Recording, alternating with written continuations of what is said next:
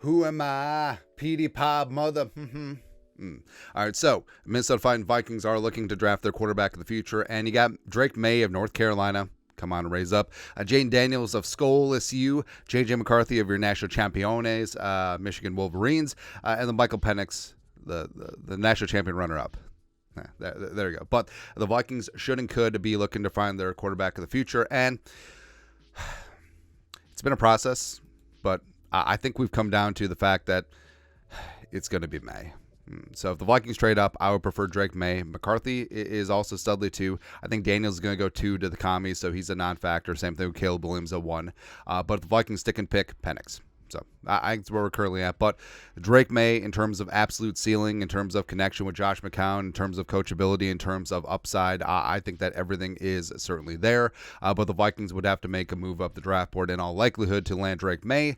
And I think there's a chance that he could be the odd man out of the top 4, falling out of the top 3, where the Vikings could go get him at 4 or 5. I think the Giants certainly would take a swing at him at 6. But what about 3?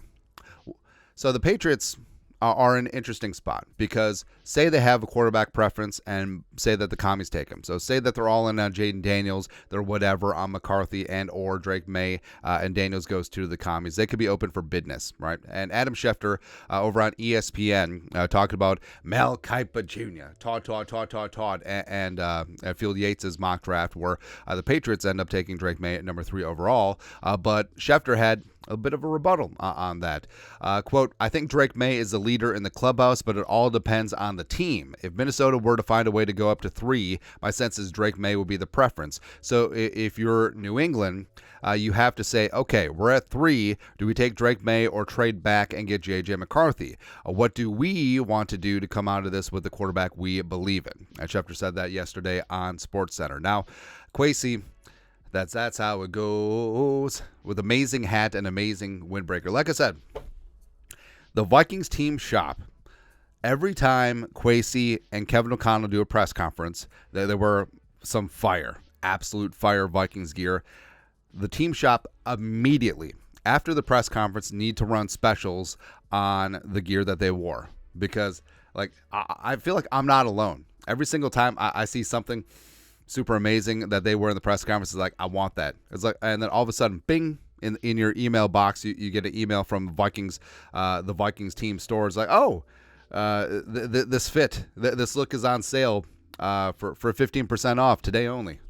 I mean, you son of a b. Again, this is marketing and advertising you can't buy. Got so many ideas. Anyways, but Kwesi and his amazing windbreaker, I'm sure, has already made calls and maybe even has potential deals in his back pocket with the Patriots. And we even said so at the time. It's like, hey, maybe the Patriots overpaid for KJ Osborne so that he factored into the compensatory pick formula, so the Vikings got an extra third so that they could include it in a trade up to 3. All right, now, being realistic, I think obviously a move up to number 3 would at least cost the Vikings $11.23 and that future first round pick, as opposed to the scatter shot of day 3 selections and the future third. But if that's the cost, that's the cost, right? If the Vikings want to give up into the stratosphere and Drake Maye is certainly the guy, then go get him. I feel like that's where we're currently at. And like we said, I feel like Drake Maye is perfectly set up here in the great state of Minnesota because of the surrounding cast and also the fact that he doesn't have to start right away. But if you're the Patriots, I feel like that's the worst possible spot for him to go to because they simply do not have the talent around him. And I feel like Drake Maye is in a very precarious spot where if he goes to a bad team and has to start right away and gets his brains beaten out and his bad habits are cemented, that could be a wrap. Or if he gets into a spot where he gets good coaching and some of his bad habits are coached out of him, I think that he has a chance to be a tier 1 quarterback in this league. So that's where it's currently at. I think McCarthy, in terms of just being that safety quarterback, I think that could factor into the Patriots' thinking, where they have a safe guy who can run the offense and blah, blah, blah. And if they do have a trade down, they could potentially maneuver and still get McCarthy. So that could be running through the Patriots' heads right now, where maybe they do have a preference for McCarthy versus Maye, since they can't take that swing at this point in time, given the rooster. But I think the Vikings do get up. I think it will be for Maye. All right, and yeah, all the talk about McCarthy is certainly there, but I like J.J. McCarthy a lot. I can see the potential there, but I just feel like he's not the guy that you take the major swing on. If he falls to 11 or if he falls to 8, 7, 8, and the Vikings make a small trade up, yes.